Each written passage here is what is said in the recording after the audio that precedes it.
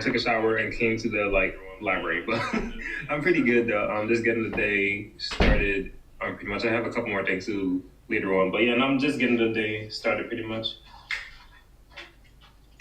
How about you? Yeah. So your day starts with books, ends with books, huh? Yeah. Pretty much. Hey, I'm glad that you're coming through. I'm glad that you're chatting with us. It's gonna make a good conversation. I got a bunch of questions for you, bro, lined up, and we'll wait a few minutes before we get started. Really,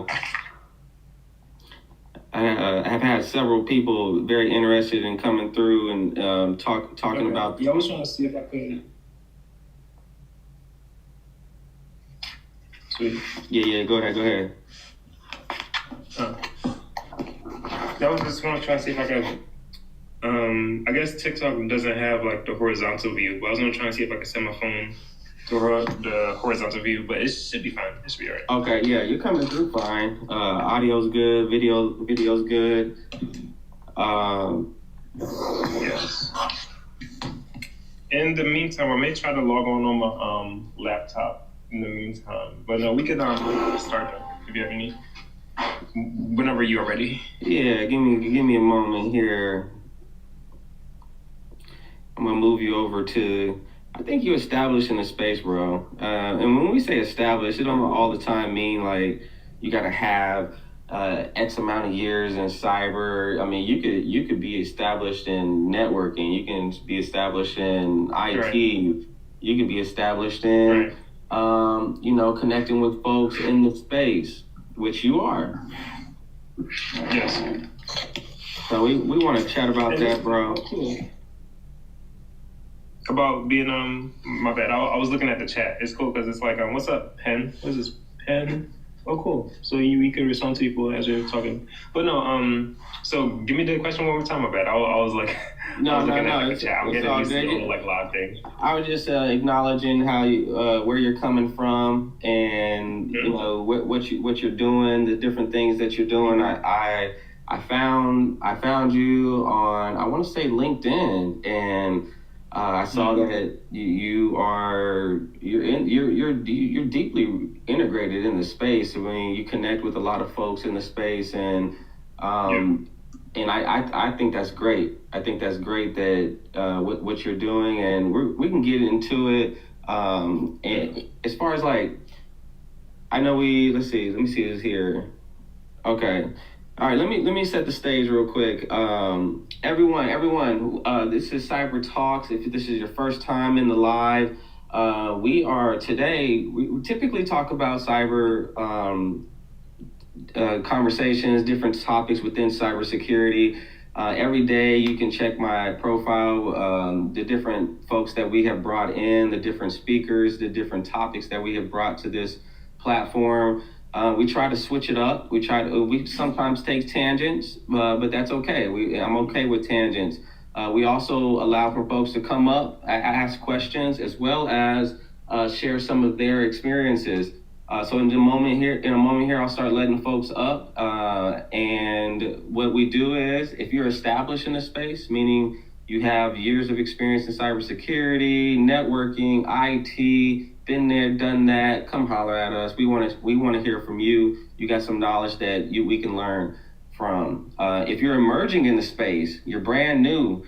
Maybe you just started that first cyber role. Maybe you just started in IT. Maybe you just started that computer networking degree.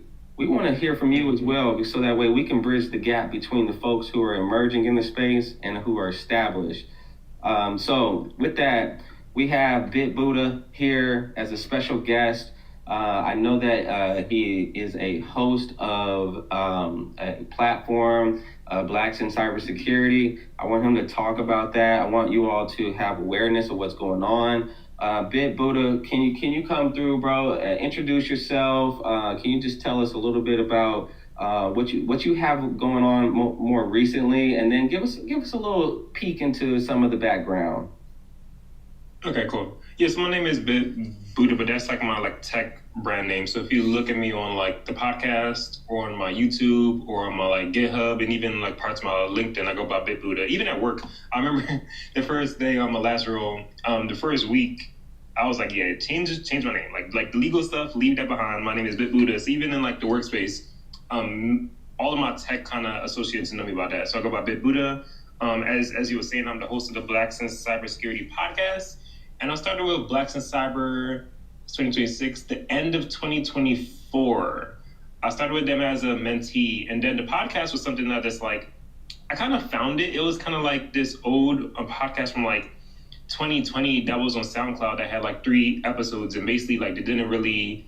I was like, hey, like, what is up with this podcast? Like, is it still going? And then as well, you could start it back up pretty much. So then I kind of became the host of that and got to interview. I think we're probably on like 15 plus people. We're probably about to reach 20 soon.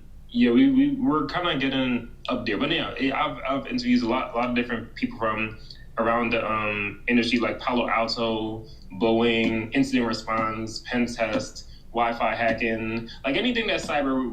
We've had black people on there speaking about it pretty much, and I'm definitely excited for it to like grow and expand more. So as well, if you know any black cybersecurity professionals who you think would be a good fit, definitely reach out to me. But no, my main focal point outside of that right now is like Linux. I'm getting more into the enterprise Linux space because I've been using Linux for years, but now I'm seeing that on the business side, people are making money with it. So I'm definitely trying to lean more towards that side. So I'm studying for my RCSA, my Red Hat Certified System Admin. And I'm also planning to go back to school for Western Governors University to just get my bachelor's and master's like as soon as I can. Because, well, yeah, that's kind of the gist. And then we could speak more about more later. Yeah. Yeah, man, I like that intro. I'm just curious. I'm gonna start letting folks up, and then they'll be asking questions as they feel, or even sharing some of their experiences. But why? So I heard you say that you saw that the podcast was need to be resurrected. Why did you what pushed you to take the initiative on and step into that space? Um, Honestly, I would say like God. Well, all right, that might sound dramatic, but like it was like I wouldn't call it an accident in like retrospect, but I was just randomly looking at the big sign, like just because me especially, I come from have a bit of a front end kind of start, like that's the kind of thing that got me into tech. So anytime I see a website, not to say I'm trying to like penetration test the website, but like I test every single link, and like sometimes with my friend sites, I kind of notice like some links are off or they're not working. Anyway, I was looking at the big site, just kind of going through all the links and just seeing what we're doing. And the like podcast was something I found that this wasn't a thing. And the thing is, I feel like over the years of like doing like in the past, I've done like door to door sales, I've done network marketing, I've done cold calling. So talking to people, that's like nothing. But the main reason is like to highlight Black people in cybersecurity because there's a lot of statistics out here, right? I'm not even sure if all of these are true statistics, but I do know they're not. The percentage of people like melanated people, African people, Black people in the cyber and tech space, it seems like it's not a lot, right? And I'm like, bro, we have to highlight and because we have literal geniuses, right, in this space, right? But I feel like it's important to highlight them. So I was just excited to just have to a point where I could just highlight my people and just highlight all the great things they're doing. Especially, I remember I was in Pine Bluff, I was in Arkansas, and anyway, like when brothers on the streets would ask me about, hey, like what do you do? Like you look sharp. Like what are you getting into? I love the fact I could just send them the link to the podcast, right? Because especially in certain contexts and environments, we weren't always even privy to the space, right? So the fact that I could just like share a link and just like share what great things that people are doing, it makes me very like happy and very just like grateful. So mainly to like just highlight the beautiful things that Black people are doing in the cyberspace mainly. Bro, I think that's amazing, man. And I wish I had those statistics just to know like how we've either grown or taken dips along the way. What were the kind of influences? I think that's something interesting that I'll try to go and for myself at least try to get a little bit more educated. But just from the just being awareness piece from my end. I can say that, you know, going to school, I went the college route. So I did the bachelor's, I did the master's, and I didn't see people that looked like me. And if I did, it was very far and in between, few and in between. And even when even working in the space, I was always pretty much like the only one, or if there was another one that looked like me, it was just, it was rare. It was very rare. Right. I would wonder how much that has changed in recent times, just because I see a lot of activity. I see a lot of groups like this coming up and getting more awareness. So, would you say? I guess my first question to you: would you say that the blacks in cybersecurity has increased? Is there more black people in cybersecurity these days than ever before? Yes, and I would definitely I want to give a shout out to Michaela. She's the one that created Blacks in Cyber. And if you look at the Stats on Stats podcast, they did an interview, and if you could like hear her talk, she could kind of explain the origin of Blacks in Cyber more than I can. But because I believe she came from the HBCU kind of foundation, and she would go to a lot of these cyber conferences, but it wasn't a lot of people that looked like us. So she was like, we might as well just start our own thing. So from then we've grown like, I will probably say exponentially, because now we're even in different like continents. You know, we have people in like Africa as well. So I think it's grown a lot since then. Because I think, was it 2016, 2015, 2017? It was like late 2010s. The Blacks in Cyber started, from what I know, and then from then it just kind of started in her like little club she had at college, and then it's kind of expanded from there. So, but no, they definitely check out her interview, because she goes a bit more in depth about like the history and the origin of everything. But yeah, from then we've grown like a lot. Like it's like in past like the thousands definitely, and like we're kind of global now. So like we have people that are like active that go to like the mentorships and the menteeships or whatever, and then we have people like me like doing the podcast as well, and then we have people doing events virtually, then we have people doing events physically, and then we got merch, and then so it's like it's expanding and expanding, and I'm glad, because I feel like the podcast is just helping expand more. So I'm definitely happy about that. Yeah, I like that. I like what you're saying, and you sparked something else in my head that in that more recently I've been to different. See, I've worked for managed security service providers, and I currently work for one right now. And they send me out on these conferences, and again, I go to these conferences, these DattoCons, and we're not represented out there, to be honest. And so, but I'm glad that you're saying things like, hey, there's merch, there's events happening, and I'm seeing them too. We see like the AfroCon. I think I just recently see one in Texas that was pretty big. Yeah. So this is good. This is a good thing. And so. Okay, so I really like that you are actually in the space. Like you're studying for Linux. You tapped into these different certs. What type of role are you gunning for within the space? Right. So right now I'm mainly focused on Linux system admin, and then after that, it would be really cool to become a Linux kernel developer as well. So I'm kind of just trying to stay in the Linux lane, because the other thing, as I've kind of been in these cyber trainings and these different cyber roles, right? Like what I thought it was and what it actually was is different. And you will see that a lot in tech and cyber. So there's a difference between your title, what you do, and how much you get paid, right? So these are like three different things. It might seem like they're the one like line, but it's not a line. Like you could have a fancy title, but you don't do a lot.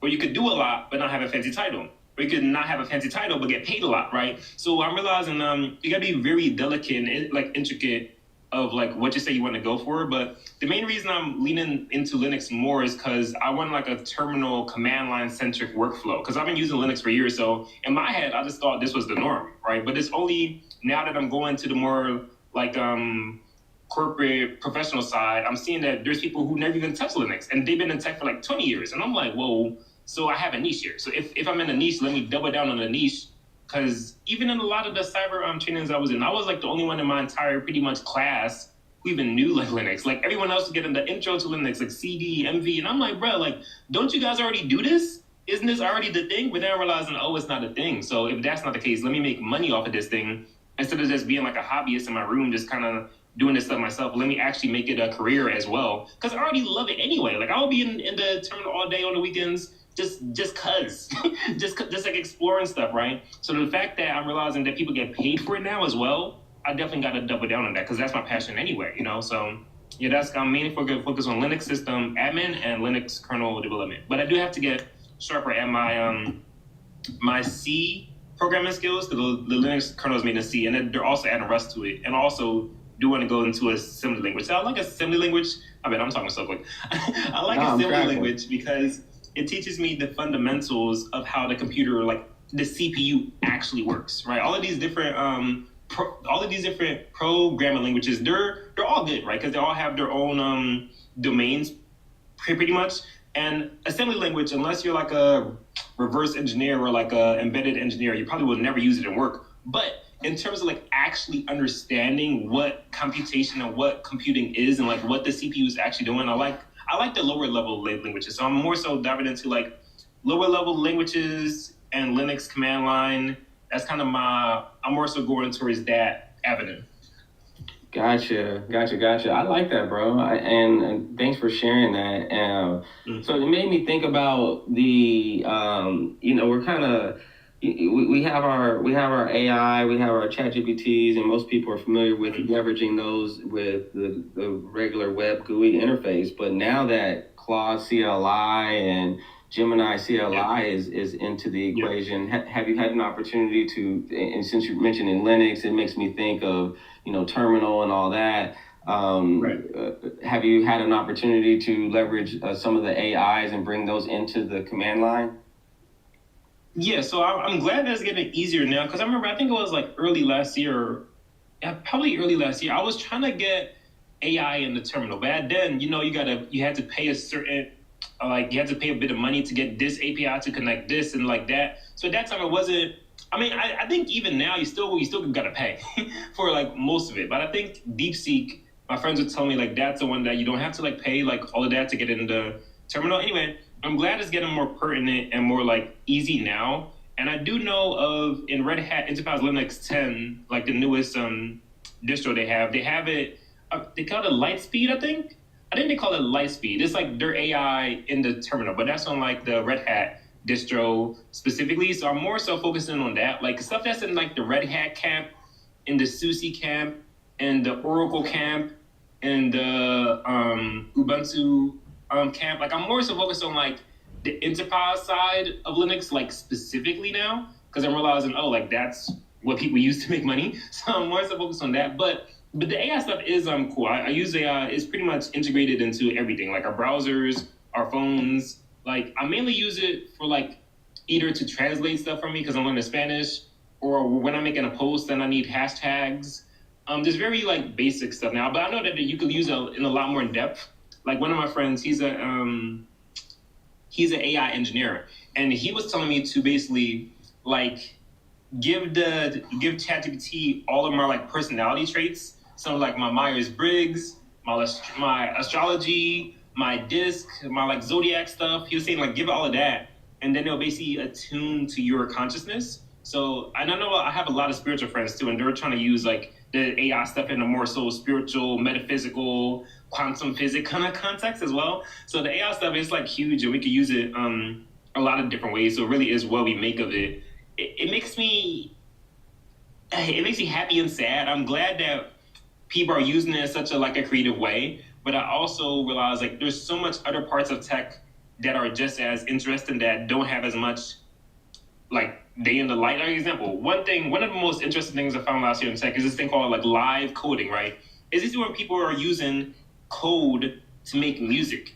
And that's a bit more interesting to me even than the AI stuff, So there's a lot of interesting things in tech. I feel like they just need people to have to share them more, so just more people could know about it. But no, like the AI stuff is definitely cool.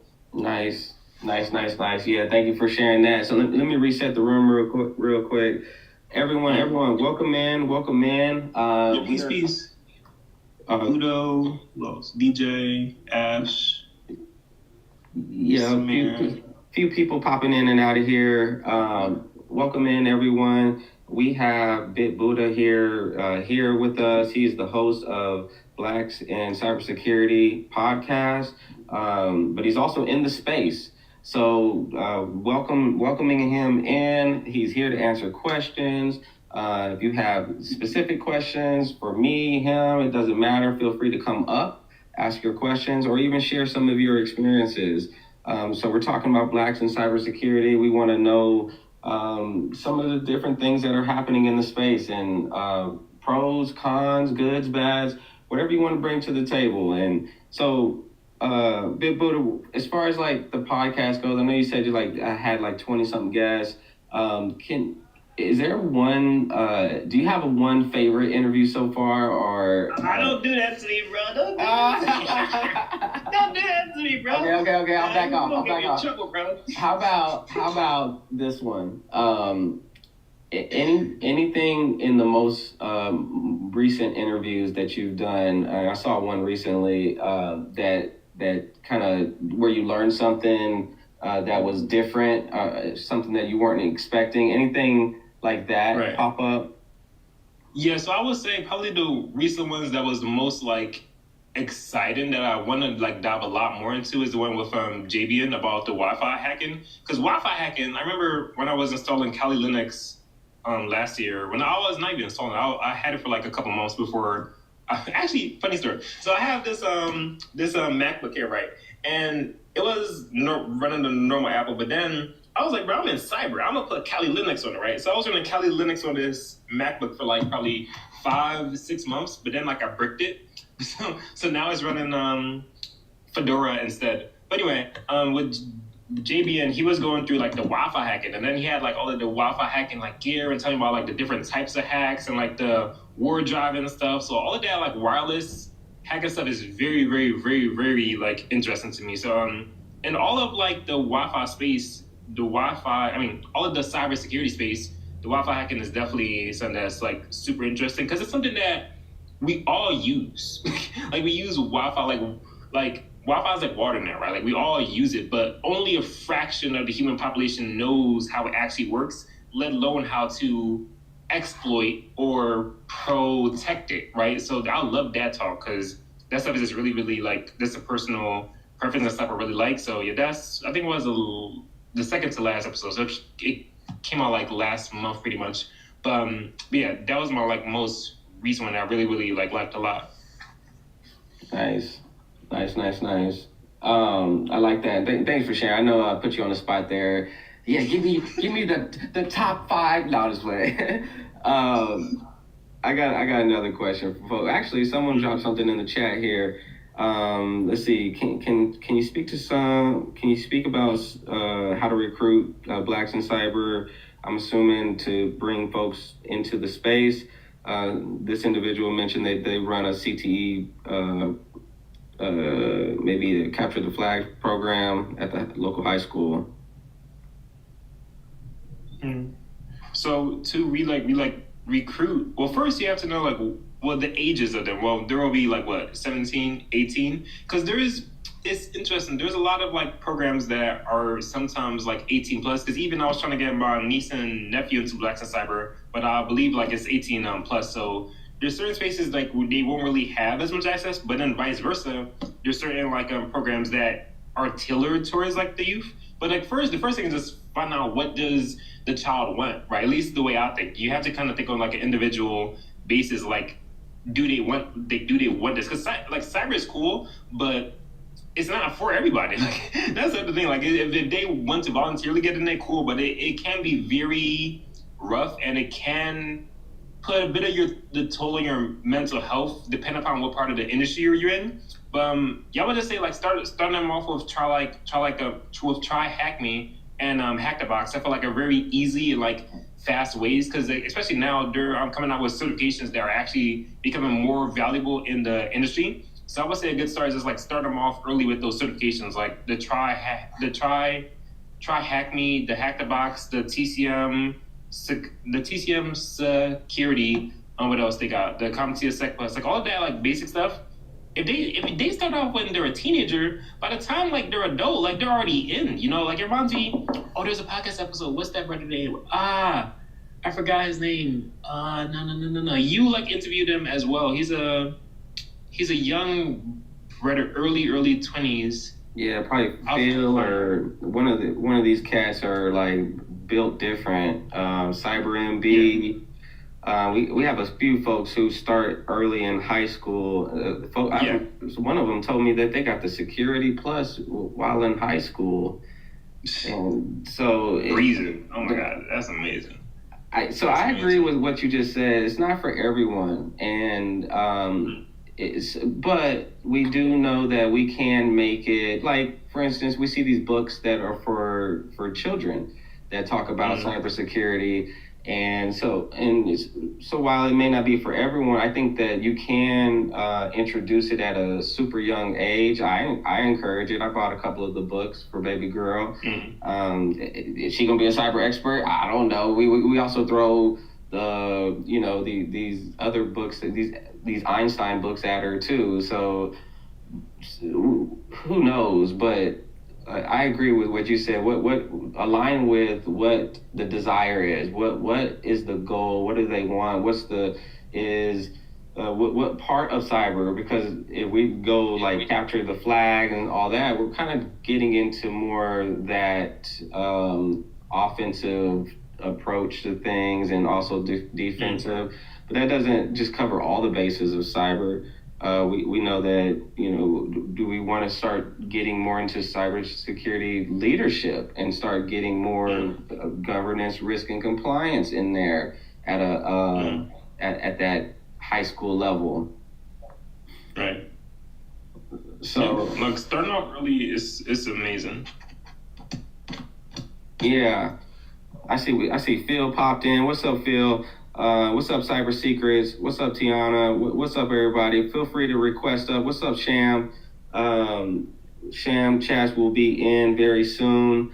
I'm working on getting some folks in, and check my profile. You'll see what recent folks we have coming through. We have Bit Buddha today. We're talking about Blacks in cybersecurity. He has a podcast. He's doing well. I checked out his page. His LinkedIn is booming. I really like what he's doing on YouTube with Blacks in cybersecurity. His interviewing skills are very good, and I would love to see him in front of more people. So, speaking of that, is there anyone, not leaking anything, but is there any either, because you interview people who come from different big orgs, come from different, different skill sets. Can you share anything about anyone that may be on the horizon, or maybe you have in the works that you're looking at? I'm planning on Chad and Spencer, because like they're also like mentors in Blacks in Cyber. But Chad, he's been working at Microsoft for like a while, and Spencer, he's a DFIR, Digital Forensics and Incident Response, and he has been in that industry for like decades, So I definitely I'm realizing like I should start like at the base, like start with like people who are already in like Blacks in Cyber, because I feel like and plus they've been with the organization longer than I have, so I feel like not only could they share their cyber experience, they could also just share more of the history of Blacks in Cyber. So I'm gonna definitely reach out to them for an interview, because I feel like they have a wealth of experience, and plus they've been on Blacks in Cyber like longer than most people I know, like pretty long, So I definitely I'm plotting on them. So I just gotta reach out and see what days or what weekends they're like free. That's a good point, bro. Tell us about the Mentee program. I know you went through it. Can you shed some light into what all it encompassed and what you gained from it? Yeah, it was beautiful. Because at the time, I believe it was like every like Wednesday and Thursday we'll have like throughout the week kind of, but like mainly Wednesday and Thursday in the evening we'll have like an hour or two. Well, actually, I remember like me, I was like, all right, one thing about me, I might write a book about this, but like I always come early and I stay late, right? Because you need to know, like sometimes after the meeting, you get some sauce that wasn't even in the main meeting. There's probably like two or three or four people, and then they're like giving you like this secret, well, not secret stuff, but like stuff that the main meeting didn't even go. So remember, just in your career, try to soak up as much as you can, especially once you're in cyber. Even if it's a meeting, have your camera on, ask questions, come early, stay late, and I promise you, you will get. I even think that's kind of how they even like trusted me for the podcast because they saw like the meetings. I was on it like early. I came early and stayed late, but yeah. So it was basically like Wednesday and Thursday. They'll have a different cyber like a cyber professional come in and kind of give a day in the life. So we had like incident response people, we had CISO people, we had GRC people, like ethical. I mean, the red team, the blue team. We had people on like all the different sides of the industry that's kind of come and share the experience. And then we also had like a vision board, dream building type thing. So we wrote down the stuff that we want to achieve, and like we had. So the thing is, the last cohort was so packed. Like from what I understand, and that's the largest cohort that we ever had. So much so, I didn't have like official mentor because they literally didn't even have enough to go around. Like that's like the demand is so much that we didn't even have enough people to like mentor the people. But I believe they were saying the next cohort they'll try and like make it not smaller but more like quality over quantity, because last time so many people are trying to join and so many people are trying to join, which is beautiful, but you also want them to have a quality there's a piece left, but you also want them to have a quality experience as well, you know. So the next cohort, it might be a bit less people but more one-on-one, because with me I'll basically go to like the trainings, and then I'll kind of like just pick up everything from either my fellow cohort members, or just like pick up things in the classes pretty much. And we also did a couple of CTF. I got to use KQL on KC7. So KQL is it KQL? Is Kusto query language. It's like Microsoft's version of SQL. So I got to use that a bit. And KC7 is I believe it's a Black-owned CTF platform, so that was cool as well. So I got to have experience with that, and just like meeting different people in the cyber industry. So it was like beautiful. Definitely, I'm definitely excited for the next one. I cross my fingers. I want to be a mentor. Like I'm praying I get to be a mentor for the next one coming up. I think mid-time this year probably. But no, it was like wonderful. Definitely like shared and like highlighted a lot more in this industry. Nice. That's good to know for folks that not aware that, hey, we're not just talking about a podcast that exists out there. We're talking about an actual there's initiatives to bring mentors and mentees into the fold. Exactly. Good. Bro, let me see. I see Nelly just joined. What's up, Nelly? Welcome in, bro. This is one of the individuals that is doing some rare things in the industry. This individual has his CCIE at age 19, something crazy like that, or 21, or I don't even remember the number. It's super low. It's in the teens, I think he said. That's beautiful, man. Yeah, he's doing some amazing things. And there's, like you said, there's some 20. Whatever, man. That's amazing, yo. I wish, like at that age, like because I'm 27 now, so I'm still in my 20s. But if I knew this stuff when I was a teenager or my 20s, do you know where I'll be? Oh my God, bro. But I'm still glad I found it now. But yeah, shout out to like him, because starting early, that's amazing. Like that's amazing. Yeah, I think if you have the right folks around you, and let's talk about that, because I think Nelly even mentioned that one of his mentors is what kind of helped catapult him into where he's at right now. What do you have to say about mentorship and mentors, like as far as cybersecurity mentors and looking for mentors? Can you share some insights about where you stand on that? It's very important, and I have to get better at this as well, because I just feel like it's probably my nature. Like me getting into tech, I was in tech by myself for like a while. I was just like, I come from the whole, I don't like to call it self-taught, but I come from like the non-traditional, like no college, no like cohorts. I was just kind of doing it like all this Linux stuff I learned. I literally verbatim learned it alone in my room, like verbatim. Well, not alone, but online on like videos and like articles and documentation. And the most pivotal thing that kind of shifted my cyber journey is when I joined Cybernet Labs a while ago. Yeah, it was a training I was in a while ago as a cyber team lead, and now I was with a group of people who were interested in the same things I were interested in, and a lot of them had more experience than me, and some of them had less experience than me. So I basically got to learn from the people with more experience. I got to share with the people who were on my level, and I had to like teach the people who were just getting into the space. So it's like there's a principle of 33, right? They say you used to spend 33% of your time with people who know more than you, 33% of your time with people on the same level, and 33% of the time just sharing with people who are getting into your space, right? And that kind of exploded my world in like a very good sense, because now I'm like, oh wow, this stuff is actually cool. Like I knew it was cool because I was just doing it myself, but now I'm like, oh, like my teammates are like, oh yeah, like that Linux stuff, that's so cool. How did you learn that? Teach me this command. I'm like, wow, like now the stuff I was learning alone is actually valued in this space. So definitely go to every like cohort you can, every mentorship you can, every conference you can, because it just feels better as well. Like it's not, because cyber can be very stressful. I'm telling you, like there's certain stuff you might see in the space, you will have to like meditate and pray, right? I guarantee that, right? But if you have a team and a cohort and mentors, that's beautiful. And definitely with mentors, you have to be patient, right? You have to be patient. You have to be very deliberate, right? Right now, I'm more so seeking like people who are in like Linux admin stuff or Linux kernel development, and just in life in general, just find the people you want who are doing it and then just learn from them. It's like literally copy paste. Like this is how babies learn like language. They just copy paste what their mom and dad are saying, and literally they just like learn how to speak, you know. But as adults, it's still the same thing. You just copy paste what your mentor is doing, right? And then you will have the same things that they do. So be very, firstly, before you even seek a mentor, know what you want to do, right?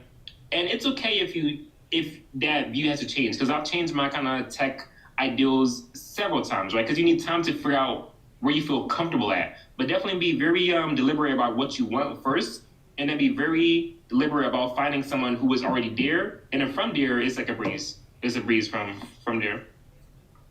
I love that. I push the same message. I always say, go find someone who's a vet in the space that you want, the role that you want to be in, and also go find that individual that has just got into that role that you want to be in, right. And then chat with them. It has to be authentic, and it has to be a mutual thing there where they're wanting to help you and you need the help. So if someone is telling you, hey, lean on me, I have the sauce, I'm waiting on you, make sure you fill that gap, step into that space and just ask those questions. Right. And one thing I wanted to add on LinkedIn specifically, because I'm trying to like live on LinkedIn pretty much, because I feel like I get a lot of opportunities from LinkedIn. But reach out to people, because the thing I feel like all right, so I haven't experienced this yet, but you know how some people are like, oh, there's so much gatekeeping, I found the opposite. Like I've literally had people give me like their gems. Like they were like, bro, this is how I reached this point. Here it is. Like literally like confidential almost stuff that they've given me to kind of make my journey easier, right? So if you have someone on LinkedIn who has a title or the role you want, just reach out to them. And ideally a video chat. I know not everyone could do, like not everyone is on the whole video chat shit, but some people are. Like I've had meetings where like 1 hour meetings fueled me for like months, even up to now. Like I still have material that people gave me that is going to help me for my exam, right? So like reach out to people, because people want to help, especially if a person is like, they've like already reached their goals, they're already like are good in life. It feels good giving. Even I'll use an example. I'm getting a little bit into the hardware side, and there was this guy on Facebook Marketplace who was selling the RJ45 kit, right? And then this dude literally, like, I was like, oh yeah, I got to do this training for this job. He's like, he literally gave me a whole computer for free, right? Because this dude, he's a he's about to like he's like in his older age, so he's kind of like done with work. He's like just retiring, chilling. So what is it to give? Like he has probably 50 laptops in his like garage, right? So for him, it feels good to share his knowledge or experience, right? So definitely being open to like learn and just reach out to people. Like you don't got to be scared, bro. Like on LinkedIn, online, you can find anybody who knows anything. Like where you're not limited by any means, shape, or form. You know, you have internet access. You're watching this, so there's really no excuse at this point. But no, just be open to reach out to people because people will help you. If you say I need help, right, and you reach out to people, they will help you. But also have good energy as well. Don't be. I'll end with this. I appreciate opportunity, but I'm not an opportunist, right? So if someone brings me an opportunity, I'll take it, but I'm not like going to try and like squeeze an opportunity out. Like, oh, give me this, when I haven't even provided any value to them. So think about how you could provide value to them as well and reach out for help. But yeah, that's fire. We got some more people. So this is the part of the podcast where we hit you with the rapid fire question. No, just playing. No, we have Cyber Seekers on the panel. We have Nigel. Thanks, Nigel, for all the gifts. Thanks, Cyber Seekers, for the gifts. Nelly, we have Nelly on the panel as well. I'm gonna swing him probably over to the right hand side because I think he's established, even though he'll consider himself emerging. Any questions from the panel? Any immediate? There you go. I thought it would, like, thank you so much for all the sauce you're dropping and all the stuff you're letting us know about, man. I really appreciate you. I thought it was interesting when you were talking about there's, like, the gatekeeping, right? I guess I hear that a lot, and after you said it, it made me realize, or it just made me wonder, you know, is people who are like, all right, I'm not going to gatekeep about cyber, I'm not going to gatekeep about tech, are they just saying that because that's like a TikTok hook to use, or are there actually people who are like gatekeeping this stuff, and like what's that look like? So I don't think what they're saying is a lie, but I also feel like we also, based on our perception and consciousness, we kind of create the experiences that we have. So far, I've reached out to people. I don't even know what gatekeeping is because people have given me opportunities. People have opened doors for me. Right. That's what so I'm saying. I also feel like your mentality plays a huge role in that as well. But I think it is a thing. I'm just saying you could create a different avenue for yourself and not get caught in that pit if you focus more so on like the opportunity and how could you evolve. Yeah, I'm not gonna lie. Like people in like IT, they're pretty like we all go through the same the study process and all of that. So we know like how it is to be like a beginner and you want to learn this. So whenever somebody like that's like emerging is trying to like learn, like the people in IT are pretty like chill and they'll give you like a very detailed like. Bro, I've asked like some of my like a mentor of mine or like even people that are more ahead of me on the field, and it's like we love talking about it. You get me? Like we'll love helping out somebody that's trying to get to where we are or if not better. Like people are pretty chill. We're not like people in IT aren't like weirdos. That are like super like how do I say is like I don't know, like a grumpy doctor, like a grumpy lawyer that just doesn't want to, like do anything, help anybody. Like he's just like on his own thing. People are pretty chill in IT. That's why I like this field too. Yeah, I agree. Like it's like I don't know. At least most, finger quote normal people or like people who aren't into tech. Whenever I try and talk about this stuff, eyes glaze over. But if somebody comes up to me and they're like, "Hey, can you tell me about, or can you ask, can you let me know something about?" Like I'm so excited because now there's somebody who actually wants to listen. Yeah, there's just the only thing is since now like cybersecurity is like a trend, you have to like be careful with like people selling courses and all this like bullshit like bro, there's so much like unnecessary like I promise you there's probably so much people that are paying so much unnecessary money for courses and for certifications. When in reality, bro, all you need is YouTube. That's literally all. So then is that where it's coming from when people are saying like, hey, I'm not gatekeeping? They're basically saying like, hey, I know you're too lazy to go and like search this on YouTube yourself. So I don't have a course that you have to buy. I'm gonna tell you it, free before you flick your thumb up and scroll to the next video. Like I feel like that's where the gatekeeping like comes from. That you wouldn't want to tell somebody like for example, if I'm over here trying to make money off people in this industry, right? If I'm trying to make money off people in this industry, why would I tell them, hey, bro, all you gotta do is go on YouTube and go to Professor Messer. And do the A+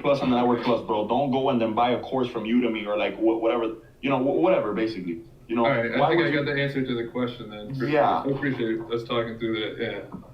Yeah. The rest I would say is like certain, I don't know, like there might be I'm not in cyber, but what I would assume, like the same way that, let's say like day traders, right? They have like a market that they use and they don't want anybody to know about. There might be, like I said, I might be wrong about this, but there might be certain tools or like exploits or vulnerabilities in cybersecurity that, certain people don't want other people knowing about, because then it might get patched or, it might like, I might be wrong, but I don't know if that's how it goes. No, yeah, I think that's true for the patching, but for the people that are defending, like, yeah, I wish I had more people on my team to help me deal with these like phishing emails and, convince the whoever that we need funding, or, just come up with new techniques to keep the companies running. Like, yeah. I think yeah, go ahead, Big Buddha.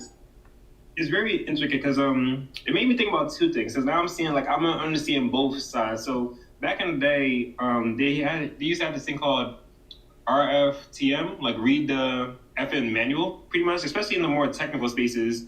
Like you would go to like a online forum and you would ask for some technical help, and then it was like read the FN manual, right? Because people back then were very adamant, like especially on like I guess like Linux even as well. It's like they have manual pages, right? So anything you want to learn, you could learn. But and the intricate thing now, especially in this like AI phase, it's intricate because you have people who want to learn, right? But if they don't have the grit to actually go out and research, right? And they're just asking a handout for every single thing. They're kind of letting this up like they're not really going nowhere. Like this guy, literally, it's on YouTube. I think he goes by Neat Code or Leak Code or something like that. He does lead code videos, kind of explaining to people how to do like lead code for the software engineering skills. And he was like, he got so ahead of this comment. This guy was like, oh, I will just watch your videos in the background and listen. He was like, that's not the point. If you're not willing to put in the hours to like troubleshoot this or understand this code or understand this variable, whatever, right? If you're not willing to put in the hours,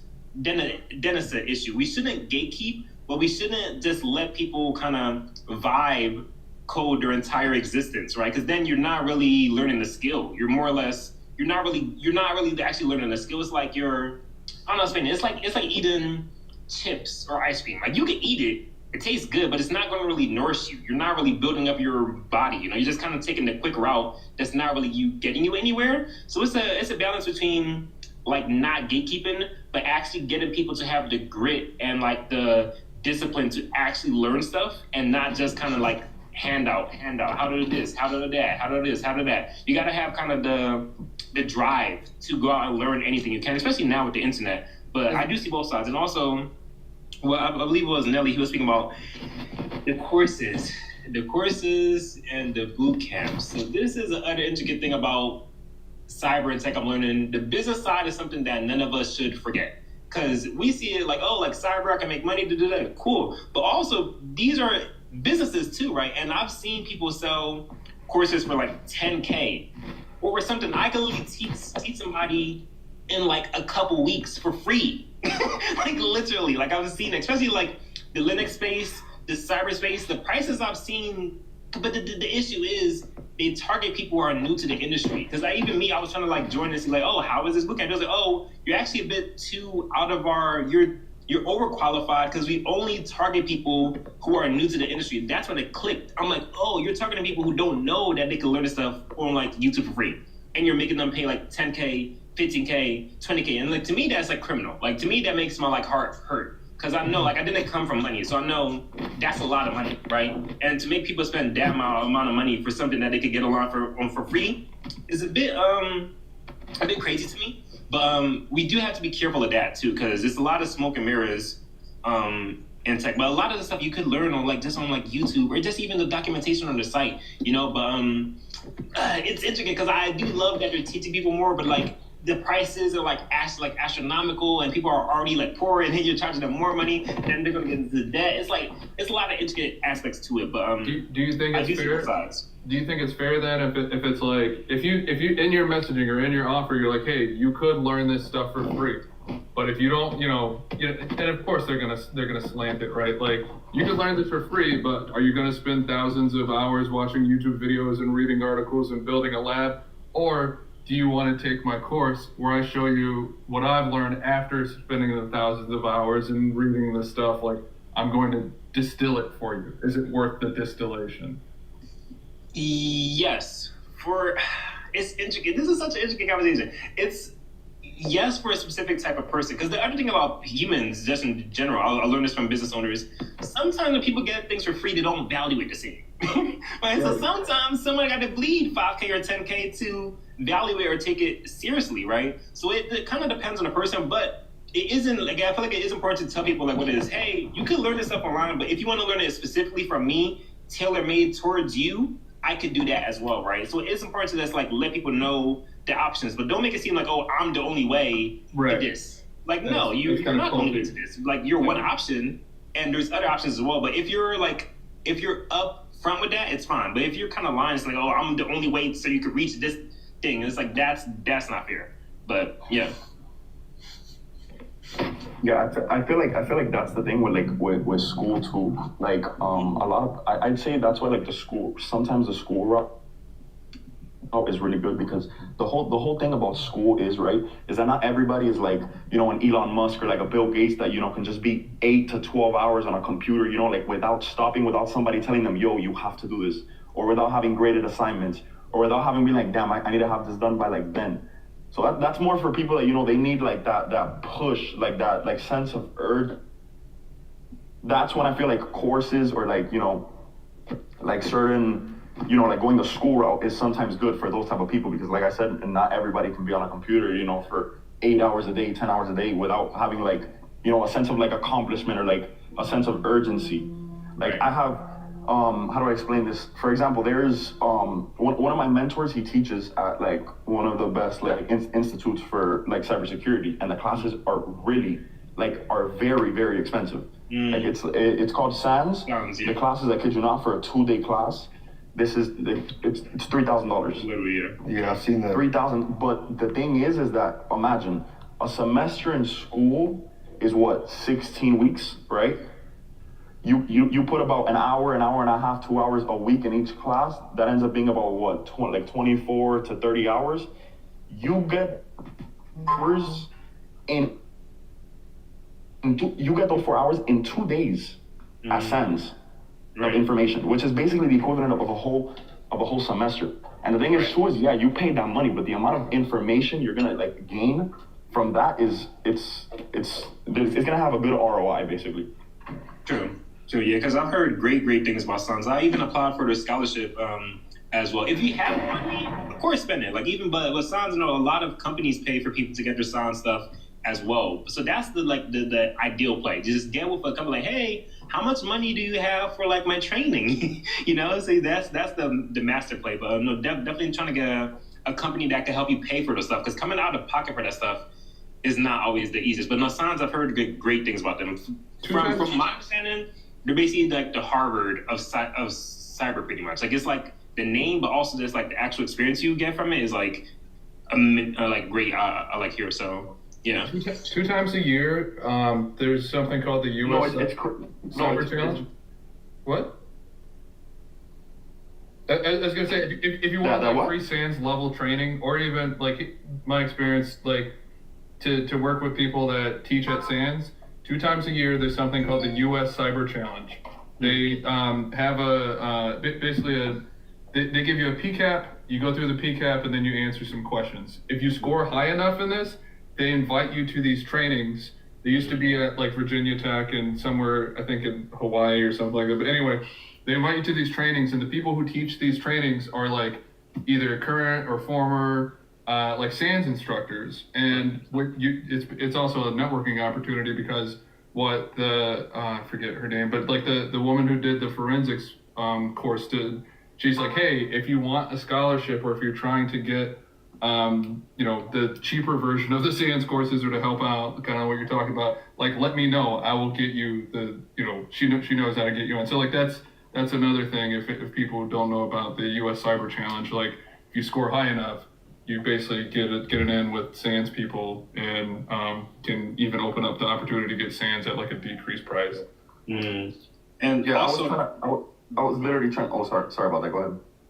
I was gonna say real quick. I had a video chat with two people that work at SANS currently, and one of them was saying another way to kind of get in is like they have different SANS like physical events, right? And you could like volunteer to kind of help them set up the event, so you could kind of like just get in the atmosphere, just kind of helping with that as well. And also their scholarships. Their scholarships come out like every couple months, so keep an eye out for those as well. So like kind of helping them out at events, and the scholarships are like probably the cheapest way to get in the SANS kind of environment. Yeah.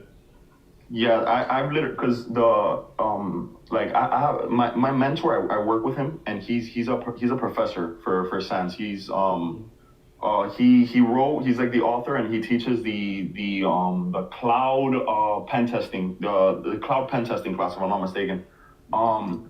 And like obviously I'd want to join. You know, I'm a network engineer right now. I have like pretty good like networking experience. But like now I'm emerging into like I'm trying to pivot into cyber. At least like check it out. I just want to see like what it's about. You know, like I'm pretty much like I'm pretty much like done with networking, like certs and courses and all that. So I wanted to go like into cyber. But the one thing about like those classes is We lost you, bro. Yeah. this isn't let like, me jump in. Oh, Nelly, let me jump in real Yeah. quick.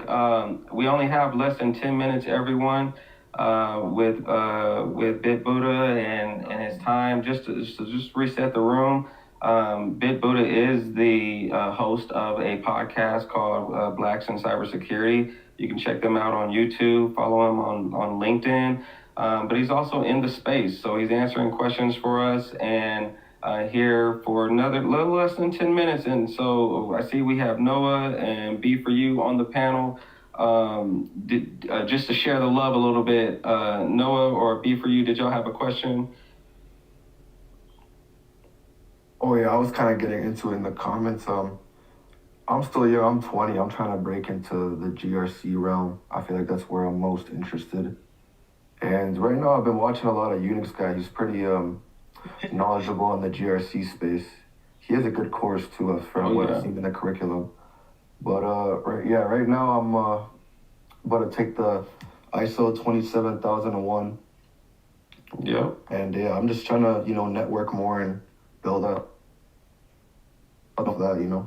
Yeah, I think that's good. That's a good plan, is to connect with folks who are in the space, been there, done that, and then break down. Do you want to get into governance? Do you want to get into risk? Do you want to get into compliance? Or do you want to have some sort of Swiss Army knife role that touches all three? And just figuring that out and figuring out what roles, what paths are going to get you there.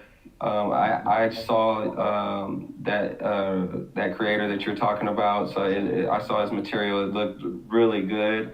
But there's others that will probably not even charge, that will help be a mentor. And that's what I would do if I could do it all over again, is connect with folks who are just wanting to share the game out of the kindness of their heart.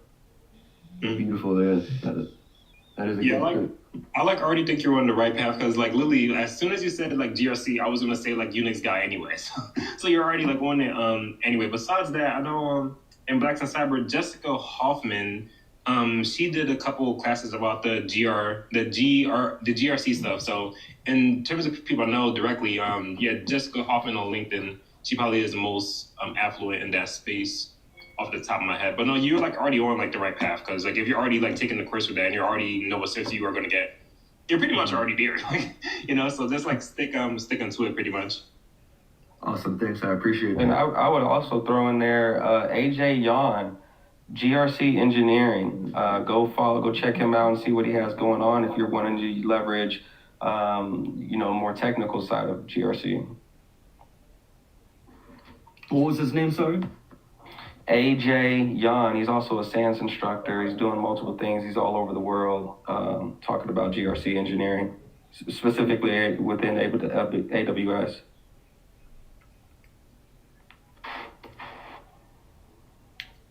Okay, here it is. Can you hear me? Yep, yeah, we got you. Yeah, I was gonna say I'll be kind of quick. I really was just gonna play devil's advocate when y'all were talking about like paying the money and stuff like that. I was just gonna kind of throw in there that sometimes like for me in my case, I got kind of frustrated with people. I wouldn't necessarily say it was completely gatekeeping, but they were like withholding a certain amount of information from me that I had researched on my own. And I didn't get sucked into it, but there is one course that I did pay for that it wasn't expensive, but I paid for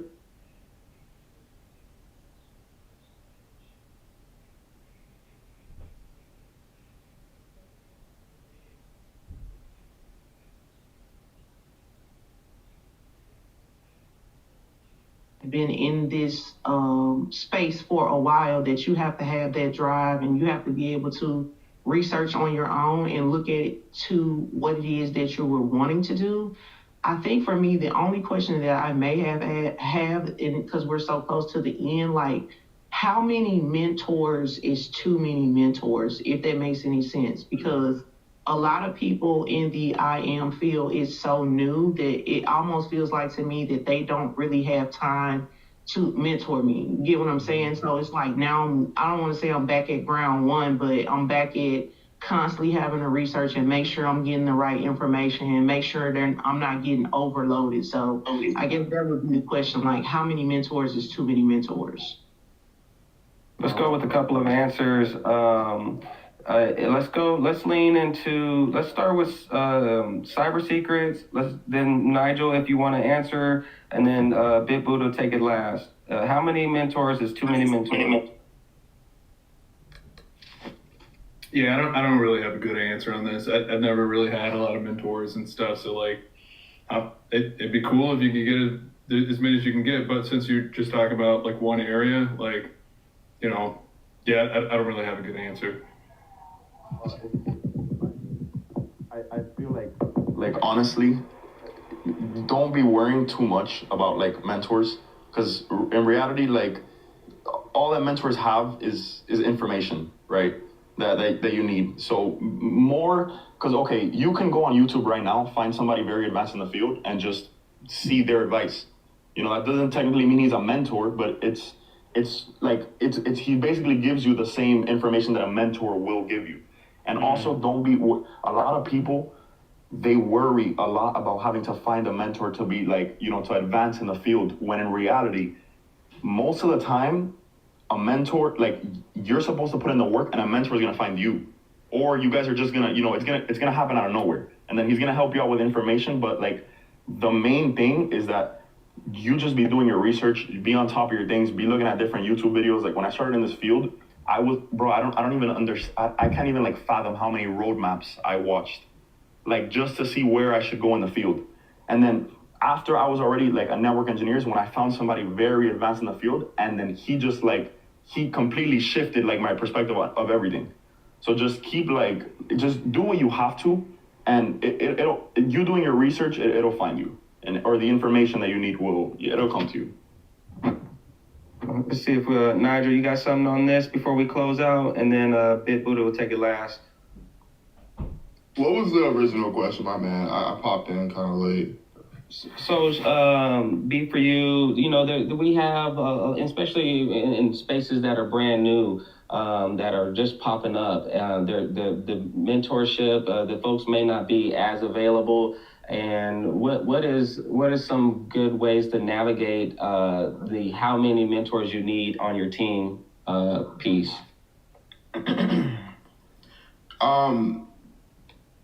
Yeah, I mean, I don't think there's a set number, and I don't think you should put so much stock in a mentor. I think to what I think Nelly just said, when you are on your journey, those people they'll show up and they'll give you the information you need at that time.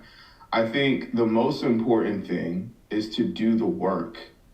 Don't get so much caught up on, am I doing this right? Am I doing this wrong? You'll stumble and have pitfalls, but as long as you're going to continue to go on your journey. So I guess my point is this. If your mentor or someone that you currently have as a mentor is busy or not responding at the clip that you think they should, I think you should take that as, let me go maybe find that information out myself. Because just like Ellie said, the information is out there. The experience is where the mentor can, tailor the information a little bit. But you need to just continue to do the work. Stay on your roadmap. Don't try and find a shortcut. Make sure you understand the information. Reasons why mentors may not respond is, I'm just saying hypothetically, just like maybe they gave you some information and you haven't applied it and you're still reaching out asking the same question in a different variation, right? So you just got to make sure that you're staying on your track. And at the end of the day, do the work.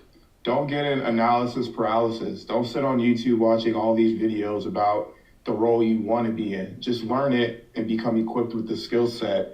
And then, as you go on your journey, you'll run into the people and they'll give you the information that you need at that time. Word. Wrap us up, Bit Buddha. I like all that. And any final words before we depart? Yeah, so I love what everyone was saying in regards to the mentor. It's kind of, I feel like my view is kind of a combination of what everyone was saying. So it's mainly about like learning, right? But putting so much stock in one person in like 2026, we don't really need to do that, because you could pick up a book and that could mentor you. You could pick up a video that could mentor you. Like, it's basically learning, right? But learning from different sources. If you want like a personable, like one-on-one, let's have a coffee and talk, sure, a mentor will help, or just have a video chat. If you want that personal experience, cool. But if you don't need that personal touch, you could just literally read a book, literally go on like YouTube, literally just read the documents, right? All of the information we need is out there. Like, it's in 2026, there's no excuse, right? But it depends on the person's temperament, because sometimes a book doesn't feel as personal. So listen to this like a podcast might feel better, or go into an event might feel better, right? So it's just about your own temperament and what you feel that you need at the time, because there's a lot of ways to learn, but just kind of meditate and see like what way fits the best for you. Like reading a book, a physical mentor, a virtual mentor, a YouTube video, a documentation. So just find out what fits the best for you. That's the main thing. But I don't think it's a number thing. I think it's about, what are your goals? What are your goals, and what is the most efficient way for you to reach it, right? If reading 10 books on IM will help you do that. If having 4 mentors will help you do that. If like just reading documents will help you do that. So just figure out, what do you need specifically, and tailor your education and your learning to you. And I also wanted to respond to my love, Deja, because she was saying how to get started in cybersecurity. So I would say the easiest place to start now is definitely try HackMe. It's like a site where basically it kind of guides you in a very gamified way, all of the different cyber like areas and roles. I could show you it, but basically like it kind of just makes it a lot easier. It's like a game pretty much. It's like a game, but you're doing cyber stuff, and it kind of, as you go on, you kind of learn the different roles in cyber. So that's just a very, very easy way to start. I like that. Good guidance. And just for clarity, before you did say at the front, she was more playing devil's advocate, and she drew out a great conversation for us to layer in, because folks do need that guidance, and folks do need a clear path into how to navigate that piece. So thank you everyone for leaning in and sharing your thoughts on the panel. Thanks for the folks who are participating in the chat. Again, we have Bit Buddha in. We're gonna end it for the day on this topic, and go check out Bit Buddha's LinkedIn, as well as his YouTube, where he is the host of Blacks in Cybersecurity. He does interviews. He's talking to some very unique individuals who are in great places in their lives, and we're pushing this industry forward. This is all a part of that. So we'll catch you on the next one. Thank you, Bit Buddha, so much for coming through, and have a good rest of your afternoon, everyone. All right. Yeah, take care, guys.